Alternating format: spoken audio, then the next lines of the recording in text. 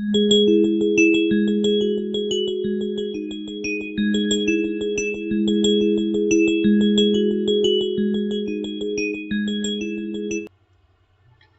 Guys, welcome to web benchers and बहुत दिनों के बाद मैं वीडियो डाल रही हूँ because of my busy schedule.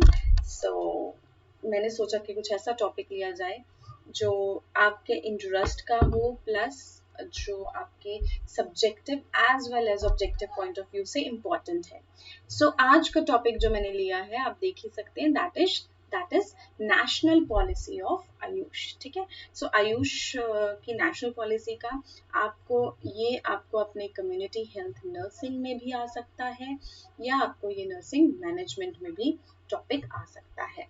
सो अगर बात करें हम आयुष की, तो दो तरह से क्वेश्चन आपके आ सकते हैं। वन इज सब्जेक्टिव, जिसमें आपको शॉर्ट नोट आ सकता है आयुष के बारे में, या simply national policy of Ayush पूछ सकते हैं। And another one is objective. Objective का मतलब है एमसीक्यूज की फॉर्म में आएगा, राइट। सो एमसीक्यूज में ईयर पूछ सकते हैं या आयुष की फुल फॉर्म पूछ सकते हैं, राइट, ऐसी चीजें। सो वही सब चीजें हम माइंड में रख के चलेंगे कि क्या क्या क्वेश्चंस आ सकते हैं। सो अगर आपको एक शॉर्ट नोट लिखने के लिए आता है on national policy of Ayush, तो आप कैसे स्टार्ट करेंगे? So always start your answer, मैं हमेशा कहती हूँ always start your answer with introduction, right. Introduction के साथ आप अपना क्वेश्चन शुरू कीजिए ना। इंट्रोडक्शन में सबसे पहले आपको दो तीन चीजें याद रखनी है। एक, थोड़ा आप आयुष के बारे में बताएंगे कि ये क्या है। So it is nothing but it is an alternative system of medicine, right? Alternative system of medicine। क्यों alternative है? Alternative system of medicine इसलिए कहते हैं क्योंकि अपार्ट फ्रॉम जो नॉर्मल हमारा ट्रेडिशनल मेडिसिन का सिस्टम चलता है, जिससे कि हम एलोपैथी वाला, उसके अलावा है उसका एक ऑल्टरनेटिव भी है, right. So Ayush is an alternative system of medicine.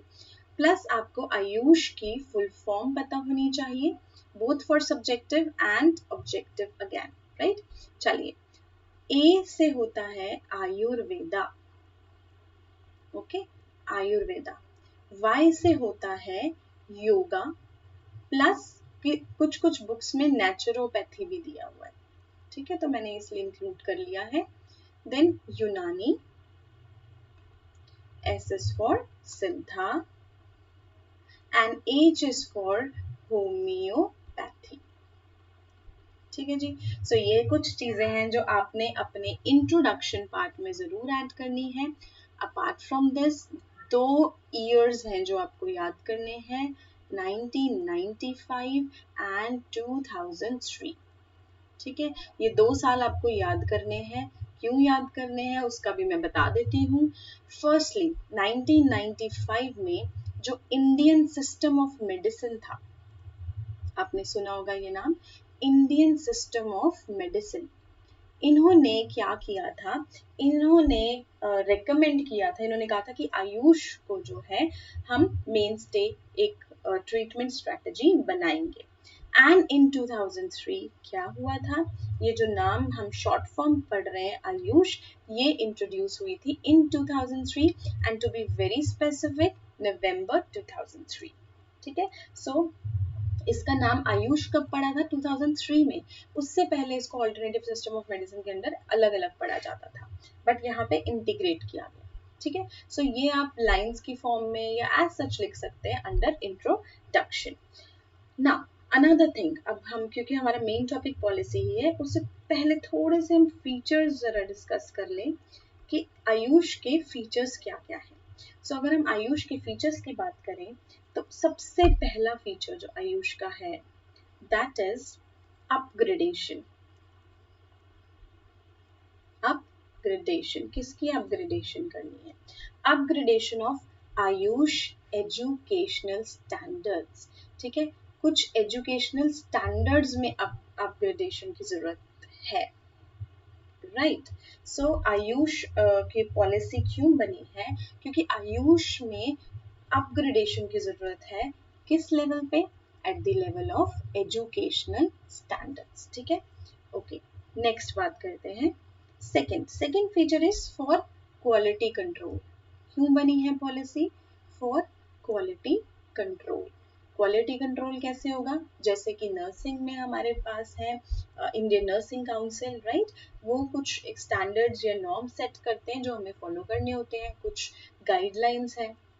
तो उससे क्या होता है कि हम अच्छी क्वालिटी की केयर दे पाते हैं, क्योंकि हमें पता है कि ये स्टैंडर्ड्स हैं और हमें इन्हें फॉलो करना है, कुछ प्रोटोकॉल्स हैं. सो क्वालिटी कंट्रोल होता है सर्विसेज का. ये नेशनल पॉलिसी के कुछ फीचर्स हैं, राइट? कि उन्होंने सजेस्ट किया कि क्वालिटी कंट्रोल जरूरी है. Another thing is standardisation of drugs. Standardisation means कि अगर एक कंपनी किसी सपोज कोई ड्रग का नाम है, कोई भी पर्टिकुलर ड्रग है, वो एक कंपनी एक तरीके से बना रही है, दूसरी कंपनी किसी और तरीके से बना रही है. कोई ये जो प्लांट्स हैं उनका 50 ग्राम ले रही है रेशो 50:100, कोई 30:100 ले रहा है, कोई 40:100 ले रहा है. सो वो उससे क्या होता है कि वेरिएशंस आती हैं. So standardisation of drug means कि सारे इक्वल यूनिवर्सल फॉलो करें. यूनिवर्सली एक जैसी ही डोज, प्रेपरेशन एंड एवरीथिंग जो है वो फॉलो हो. So it should be universal. So standardisation का सिंपली ये मतलब है कि सारे एक जैसा ही फॉलो करें. ठीक है, तरीका बनाने का, ratios and proportions, everything. Okay, then comes improving the availability of medicinal plant material. अब raw material चाहिए. ठीक है, आपने कह तो दिया कि आयुष को हम स्ट्रेंथन करेंगे, बट रॉ मटेरियल अवेलेबल ही नहीं है. सो अगर रॉ मटेरियल अवेलेबल नहीं है तो ड्रग्स नहीं बनेंगे तो वो पेशेंट्स तक नहीं पहुंच पाएंगे और पेशेंट उसे यूज नहीं कर पाएंगे. सो रॉ मटेरियल की availability was another feature of this policy. Then is research and development. Research and development. Research and development. Even in nursing it is very important, क्योंकि जैसे आप कहते हैं evidence based practice. Evidence based practice. कोई भी profession तभी बढ़ सकता है अगर उसमें अच्छी रिसर्चेस हुए हों. रिसर्चेस से हमें एविडेंस मिलते हैं किसी भी चीज को इम्प्रूव करने के लिए. सो रिसर्च एंड डेवलपमेंट सजेस्ट किया गया under the policy of Ayush. Another important point is awareness, right? Now अगर लोगों को पता ही नहीं है कि कुछ आयुष नाम का है भी, या ऐसा भी मेडिसिन का कोई सिस्टम है, तो आयुष के लिए इतनी एफर्ट्स लेना that will be of no use. So Ayush की अवेयरनेस, ये बहुत बड़े लेवल पे अवेयरनेस जो है चलाई गई थी. सो अवेयरनेस ऑफ आयुष ये सबसे इम्पोर्टेंट पॉइंट था about the national policy on Ayush. ठीक है जी, चलिए अब दीज वर द फीचर्स. फटाफट एक बार मैं बता देती हूँ. एक, अपग्रेड करना एजुकेशन स्टैंडर्ड्स को, क्वालिटी कंट्रोल करना, ड्रग्स को स्टैंडर्डाइज करना, रॉ मटेरियल अवेलेबल कराना, रिसर्चेस करना ताकि इम्प्रूवमेंट हो, एंड अवेयरनेस. ठीक है, सो ये कुछ फीचर्स थे. Now coming on to the national policy for AYUSH, उसमें हम क्या क्या पढ़ने वाले हैं. सो नेशनल पॉलिसी, ऊपर वाला भी फीचर्स नेशनल पॉलिसी के ही हैं, बट स्टिल अगर आप मेन हम टॉपिक ऑब्जेक्टिव से अगर हम शुरू करना चाहें तो आप यहाँ दोबारा हेडिंग दे सकते हैं, national policy on Ayush. And ये कब दी गई थी? It was given in the year 2002. ठीक है, सो ये कुछ डेट्स जो है ये आपको पता होनी चाहिए, राइट? तो चलिए नेशनल पॉलिसी की अगर हम बात करते हैं तो let me add a page here जी. तो यहाँ से मैं नेशनल पॉलिसी जो है वो कंटिन्यू कर रही हूँ. Objectives of national policy of AYUSH, right? So अगर हम ऑब्जेक्टिव्स की बात करें, सबसे पहला ऑब्जेक्टिव हर एक पॉलिसी का जनरल याद कर लीजिए, that is to promote health, right? Obviously आप क्यों किसी पे इतना टाइम वेस्ट करोगे किसी मेडिसिन के सिस्टम पे. मेन हमारा यही है कि हम हेल्थ को प्रमोट करें, right? So to promote health. Another thing, एक तो प्रमोट हो गया, then to expand it, expand the system of medicine. Expand का मतलब है कि रीच आउट, लोगों तक पहुंचाना, ठीक है?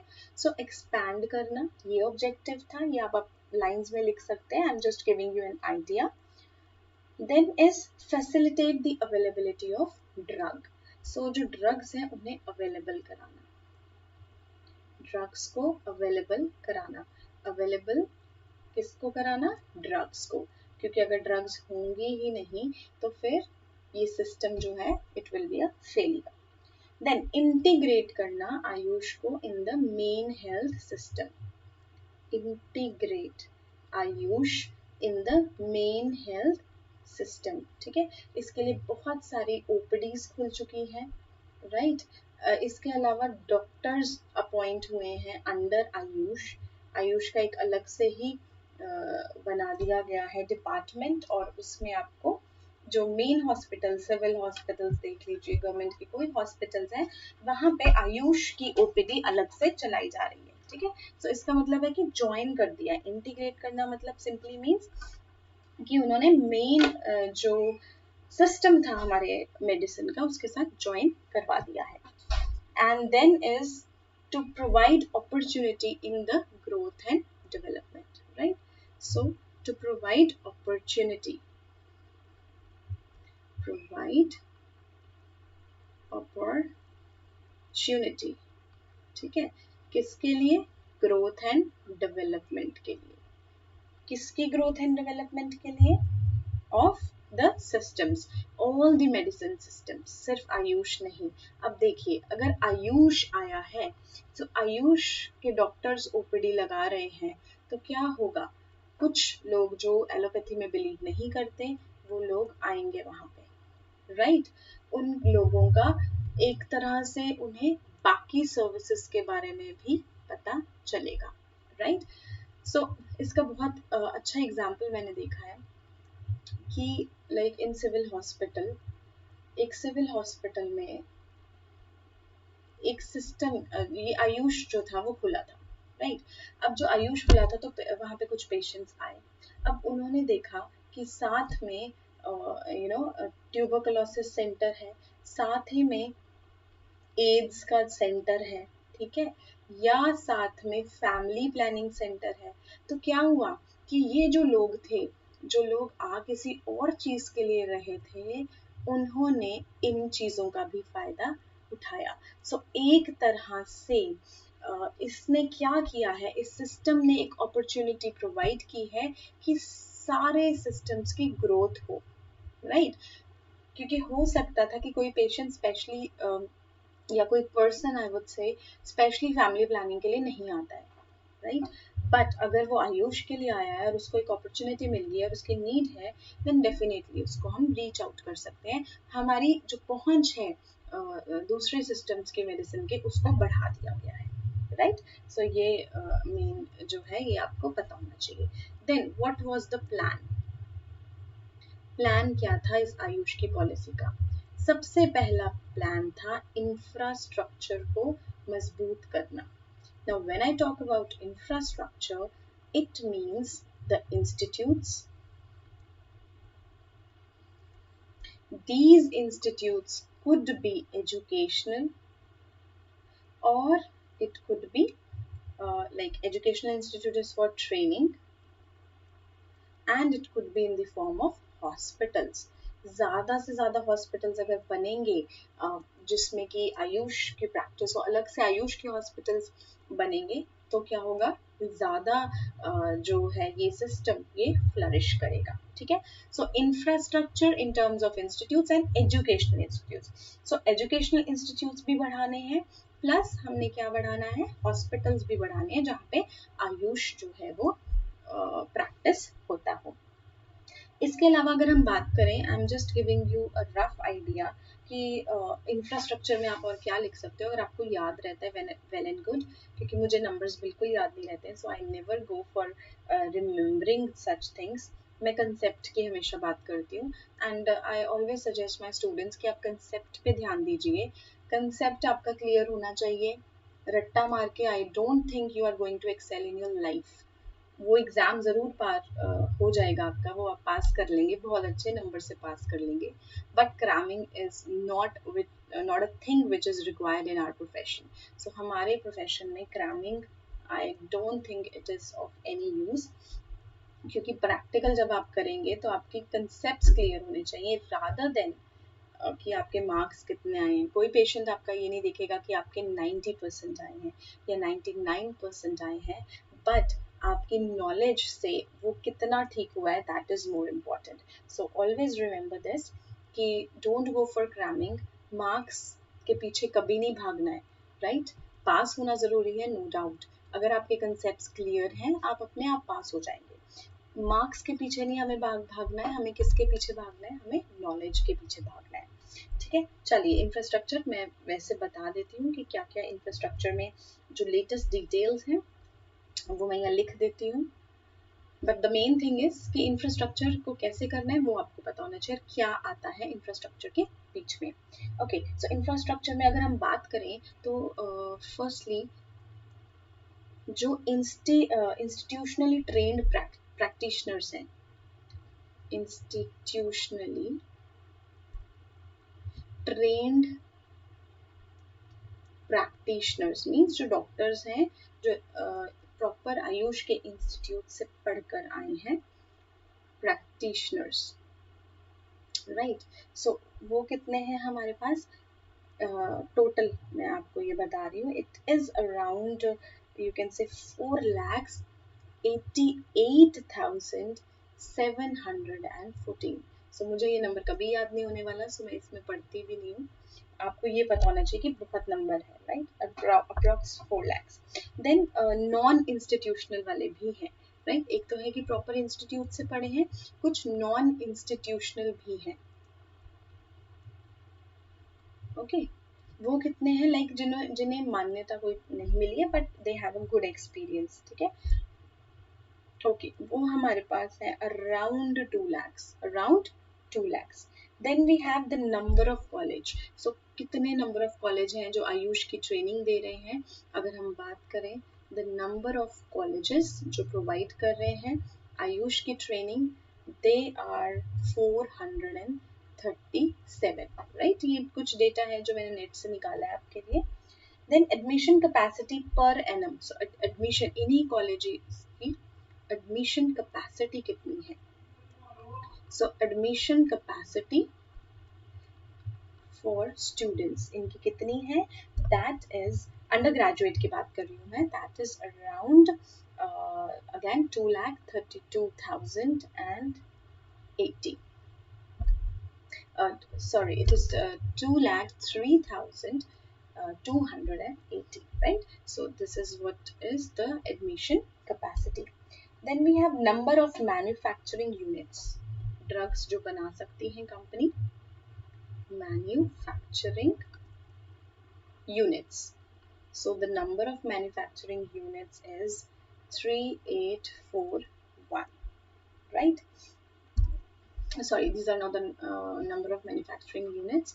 The number of manufacturing units are 9832, 9832, 9832. Okay, then another one, number of hospitals, number of hospitals under Ayush, क्योंकि हम इंफ्रास्ट्रक्चर की बात कर रहे हैं, that is 3841. And then lastly number of beds, total number of beds hospital के अगर हम बात करें, it is around 65,753. ठीक है, so ये याद होता है, well and good, नहीं भी होता है not to worry, आप एक रफ आइडिया जो है वो लिख सकते हैं एग्जाम में। ओके, देन कम्स, ये हमारा हो गया इंफ्रास्ट्रक्चर की बात। अब इसके बाद जो हमारा मेन पॉइंट है that is national institute setup which is done by the central government. So central government ने, अब हम बात कर रहे हैं कि सेंट्रल गवर्नमेंट का क्या रोल है in this policy. So central government के रोल के बारे में हम देखेंगे कि उन्होंने कितने नेशनल इंस्टीट्यूट्स बनाए हैं। National institutes. ठीक है, इंडिया में कितने इंस्टीट्यूट बनाए हैं आयुष के? सो अगर हम देखें कि कितने आयुष के बने हैं, दैट इज अराउंड 7। ठीक है, 7 एक रफ नंबर में दे रही हूँ, दैट इज अराउंड 7। एक जो है that is national institute of Ayurveda. ये कुछ नाम जरूर याद कर लीजिए, एग्जाम्पल के लिए अच्छा है। मार्क्स आपको इसके थोड़े ज्यादा मिल सकते हैं। वैसे तो मार्क्स के पीछे भागना नहीं चाहिए, बट स्टिल अगर आप फिर भी भागना चाहते हैं तो इसे यूज कर लीजिए। So national institute of Ayurveda which is in Jaipur, Rajasthan. Another one is National Institute of Unani Medicine. Unani Medicine, right? It is in Bangalore. It is in Bangalore. Then National Institute of Homeopathy.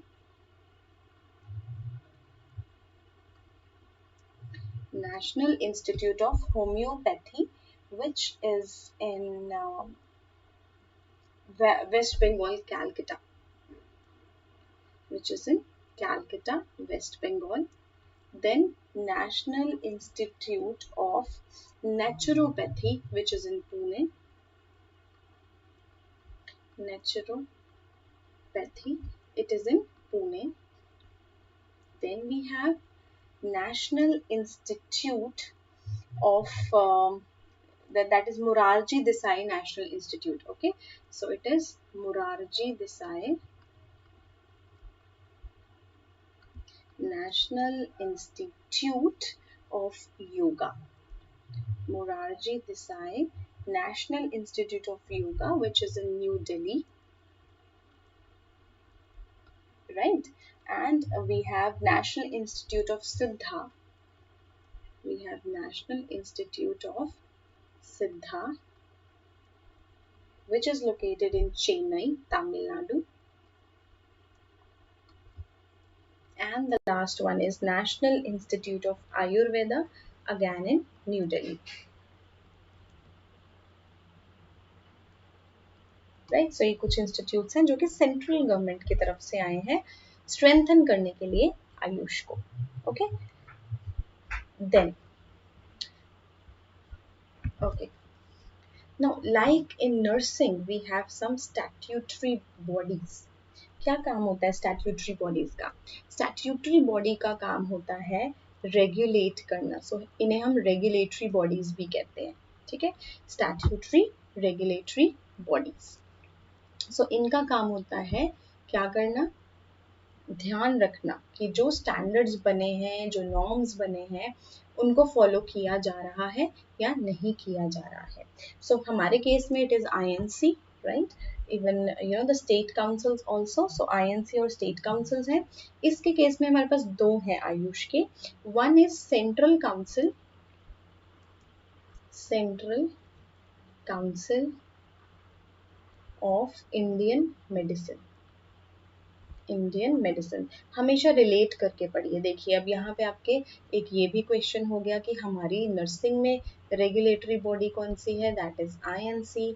और अगर हम बात करें यहाँ state councils also, right, state councils हैं हमारे। और अगर हम आयुष की बात करें then the nursing bodies are going to be the regulatory bodies are Central Council of Indian Medicine. So इसकी short form है Central Council of Indian Medicine, and another one is Central Council of Homeopathy. Central Council of Homeopathy. So हमेशा अगर आप relate करके पढ़ेंगे, एक तो concept आपका और ज़्यादा मजबूत होगा, इसके अलावा आपको कभी वो चीज़ भूलेगी नहीं। ठीक है, सो हमेशा रिलेट करके पढ़ना चाहिए। नाउ स्टैट्यूटरी रेगुलेटरी बॉडीज ये दो हैं जो कि आयुष के अंदर आती हैं। अब इनका फंक्शन क्या है? तो सेम फंक्शन है जो नर्सिंग में है, फंक्शन स्टैट्यूटरी बॉडी का, इसमें भी उसका फंक्शन वही है। क्यों बनाई है हमने?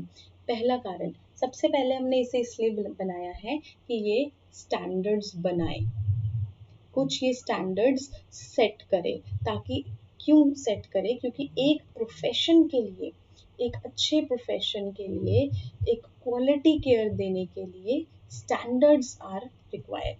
सो टू ले स्टैंडर्ड्स पहला फंक्शन है. Second is to ensure adherence to laid standards. So adherence means कि वो स्टैंडर्ड्स को माना जाए. अगर वो स्टैंडर्ड्स कोई नहीं मान रहा है तो कौन एक्शन लेगा?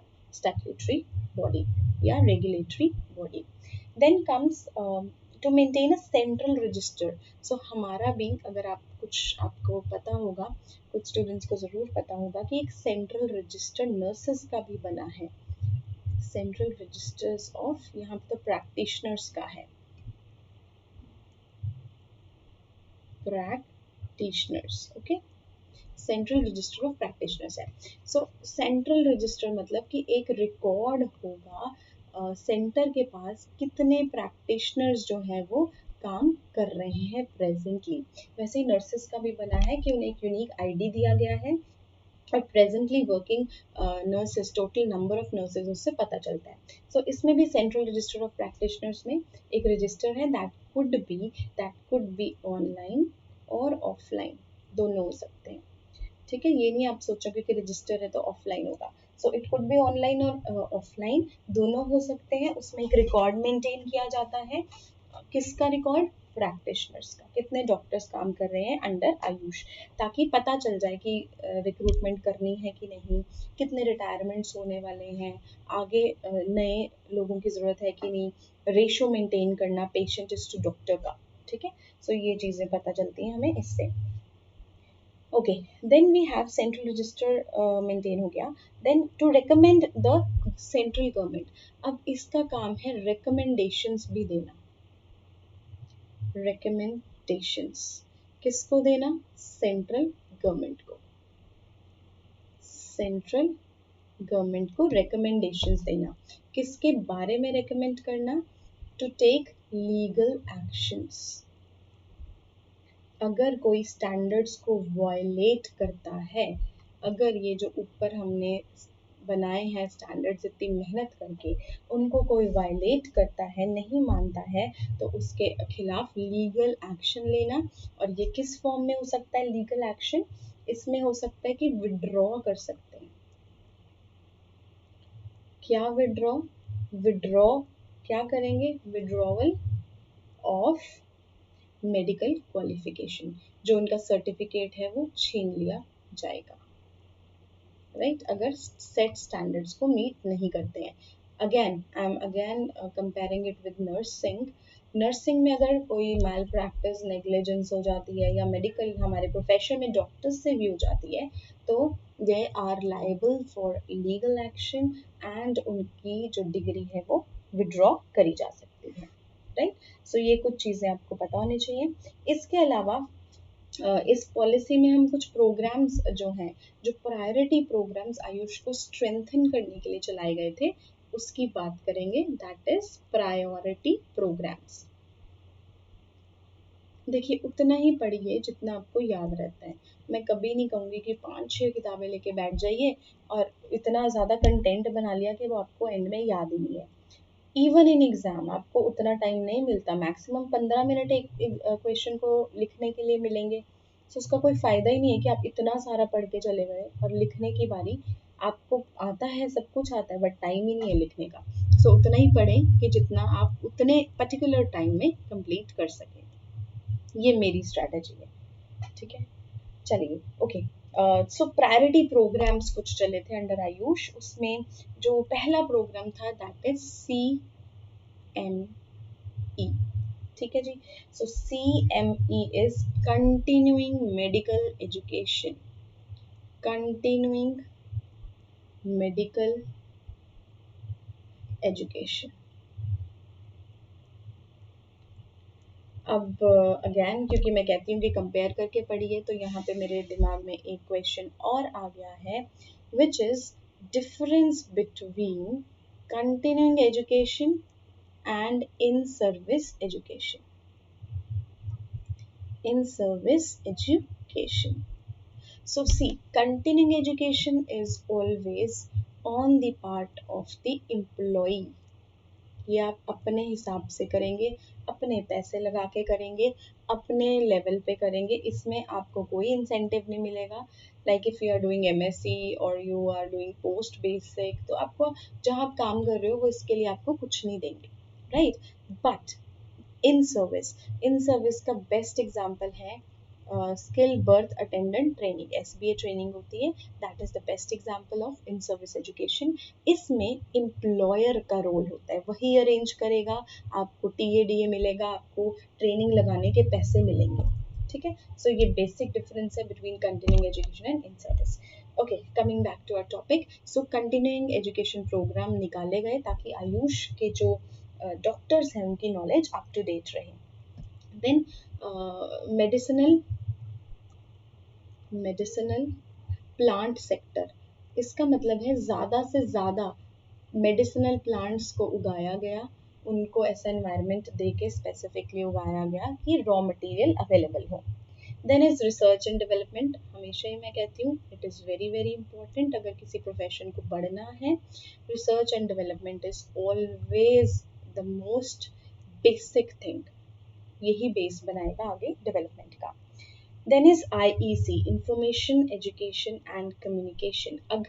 अगर आप लोगों तक पहुंचा ही नहीं पा रहे हो, अवेयर ही नहीं कर पा रहे हो कि आयुष जैसा कोई एक सिस्टम ऑफ मेडिसिन है, तो उसका कोई फायदा नहीं है। So IEC services, that is information education and communication services, को भी स्ट्रेंथन किया गया। Then standardisation and quality control, ये भी मैंने पहले कहा है। सो ऐसा प्रोग्राम बनाया जो कि चेक करता है स्टैंडर्डाइजेशन, और अगर हम स्टैंडर्डाइजेशन को मीट करते हैं दैट मीन्स क्वालिटी कंट्रोल हुआ है, क्वालिटी केयर आप प्रोवाइड कर पा रहे हो, ठीक है जी। इसके अलावा we have one more, that is एक प्रोग्राम और था, that is main streaming of AYUSH in the national health care national health care delivery system. So main stream, ये आपने वर्ड बहुत बार पढ़ा होगा, मेन स्ट्रीमिंग आयुष। जब आप एनआरएचएम के बारे में पढ़ेंगे तो उनका मेन एक मकसद था मेन स्ट्रीमिंग आयुष। आयुष को भी एक मेन स्ट्रीम का हिस्सा बना लें, आयुष को भी एक हमारी ट्रेडिशनल मेडिसिन का, एक जो नॉर्मल हमारी मेडिसिन कंटेम्पररी अभी चलती है, उसका हिस्सा बना ले आयुष को, ठीक है। सो ये कुछ चीज़ें थी जो कि प्रोग्राम्स में लाए थे। सो इतना भी आप लिख देंगे, that is more than enough national policy को लेकर। अगर इससे ज़्यादा 5 मार्क्स में, this is more than enough, इसको आप इलाबोरेट कर लीजिए। इसके अलावा अगर आप कुछ लिखना चाहते हैं तो आप एक हेडिंग और दे सकते हैं, which is, for that I will go on the next page, which is schemes for strengthening, कि कैसे करोगे, right, the schemes for strengthening Ayush, कैसे करोगे आयुष को strengthen, या थोड़ा सा यहाँ पे आप ट्रिक यूज कर सकते हो मेरी, एंड दैट इज, जो सजेशन मैं आपको दूंगी कि आप इसमें कर सकते हैं रोल ऑफ, इसको आप स्कीम ऑफ स्ट्रेंथनिंग भी कह सकते हैं, या रोल ऑफ सेंट्रल बॉडीज कह सकते हैं, या सेंट्रल गवर्नमेंट, ठीक है। अब अगर यूजुअली हम कोई भी शॉर्ट नोट है एंड में हम रोल ज़रूर लिखते हैं, सो अगर आपका ये वर्ड हेडिंग रोल होगा तो डेफिनेटली मार्क्स आपको थोड़े ज़्यादा मिल जाएंगे, right. Okay, but again marks के पीछे बिल्कुल मत भागिएगा, नॉलेज इंप्रूव करने पे ज़्यादा फोकस कीजिए। Then is strengthening of exist, okay, first कैसे स्ट्रेंथन करोगे, जो एग्जिस्टिंग ग्रेजुएट कॉलेजेस हैं, ठीक है। सो कॉलेजेस को कैसे स्ट्रेंथन कर सकते हो, अच्छे टीचर्स लाकर, अच्छे इंफ्रास्ट्रक्चर देकर, वहाँ पे क्लासरूम ज़्यादा से ज़्यादा हो, ठीक है, फैसिलिटीज़ ज़्यादा से ज़्यादा हो। सो कॉलेजेस को हमने स्ट्रेंथन करना है। Then post graduate medical education, so AYUSH में ग्रेजुएट कोर्सेज तो हैं, लेकिन पोस्ट ग्रेजुएट को भी अब ज़्यादा आगे बढ़ावा देना है, तभी जो ये हम वर्ड स्ट्रेंथनिंग कह रहे हैं, मजबूत करना आयुष को, वो हम कर पाएंगे, ठीक है। Then comes another one is reorientation training program, reorientation training programme. अब आयुष में रीओरिएंटेशन ट्रेनिंग प्रोग्राम इसलिए कि आपको एग्जैक्ट मतलब आयुष का पता चले लोगों को या प्रैक्टिशनर्स को, ठीक है। सो रीओरिएंटेशन अपडेट्स के साथ उसे बार बार ट्रेनिंग देनी है। देन शॉर्ट टर्म कोर्सेज जो हैं वो निकाल दीजिए। शॉर्ट टर्म कोर्सेज निकालने से क्या होगा, और ज़्यादा लोग जो हैं इसके साथ जुड़ेंगे आयुष के साथ, और ओवरऑल जो टीम है आयुष की वो स्ट्रेंथन होगी, right. Okay, then comes another one, scheme for renovation and strengthening of Ayush. So planning, schemes are nothing but planning. So एक proper planning करनी है किसके लिए, कि जो रेनोवेट कर सकें या हम और ज़्यादा जो है हम अच्छे बना सकें। क्या, टीचिंग हॉस्पिटल्स, वही हो गया, कॉलेजेस भी एक्चुअली वही है, बट टीचिंग हॉस्पिटल मीन्स कि हॉस्पिटल साथ में अटैच है, ठीक है। देन वी हैव कि कंप्यूटर लेबोरेटरीज का सेटअप करें ताकि हम, जैसे नर्सिंग इंफॉर्मेटिक्स होता है, सो इंफॉर्मेटिक्स का यूज हम यहाँ पे भी करें, राइट। सो कंप्यूटर लेबोरेटरीज ताकि इंफॉर्मेटिक्स को हम यूज करें स्ट्रेंथन करने में आयुष को।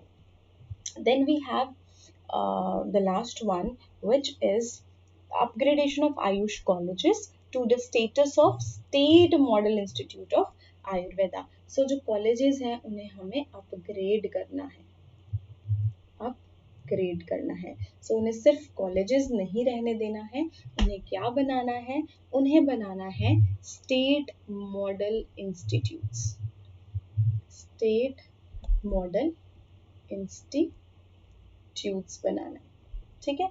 सो ये कोशिशें रहेंगी under national policy of AYUSH, ठीक है जी। चलिए फटाफट मैं एक बार आपको सम अप करवा देती हूँ, समरी। हमने क्या पढ़ा, हमने पढ़ा कि आयुष क्या होता है, उसकी फुल फॉर्म क्या होती है, उसके फीचर्स क्या है।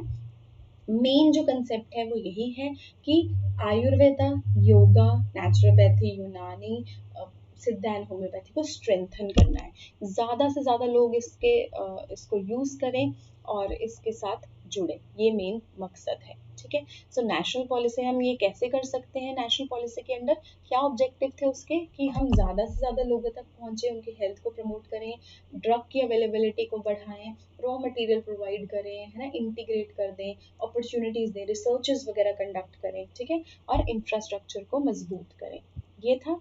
उसके बाद हमने पढ़ा कि कुछ इंस्टीट्यूट्स हैं आयुर्वेदा के, आयुष के, नॉट आयुर्वेदा ओनली, आयुष के हैं जो कि सेंट्रल गवर्नमेंट सपोर्ट करती है, और क्योंकि हम चाहते हैं कि स्टैंडर्डाइज केयर मिले, क्वालिटी केयर मिले, so there are certain statutory regulatory bodies in AYUSH, ठीक है।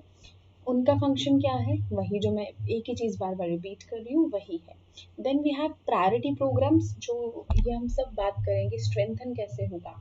सो उसके लिए कुछ प्रायोरिटी प्रोग्राम्स निकाले गए थे जिससे कि ज़्यादा से ज़्यादा लोग एजुकेटेड हों और उनको सर्विसेज देने का मौका मिले। और कुछ स्ट्रीम्स या रोल ऑफ सेंट्रल बॉडीज में हम लिख सकते हैं कि कॉलेजेस को हमें थोड़ा अच्छा बनाना है। देन वी हैव हॉस्पिटल्स, इनको अपग्रेड करना है, इंफॉर्मेटिक्स को यूज़ करना है, जिससे कि हम ओवरऑल आयुष जो प्रोग्राम है उसको हम क्या कर सकें, हम उसे अच्छे से इम्प्लीमेंट कर सकें, right. So that's all for this. Next topic के साथ मैं जल्दी आऊँगी। Please write which topic you want to study in the comment section, जितनी जल्दी होगा I will make a video on it, and do press the like button and the notification button ताकि आपको पता चल जाए, and also subscribe my channel, right, ताकि मैं ज़्यादा से ज़्यादा वीडियोज़ आप पे दे सकूँ। And not only sociology, not only community, nursing के किसी भी सब्जेक्ट की आपको वीडियो चाहिए है, please write in the comment section and I will prepare it for you, okay. So thank you so much, have a nice day.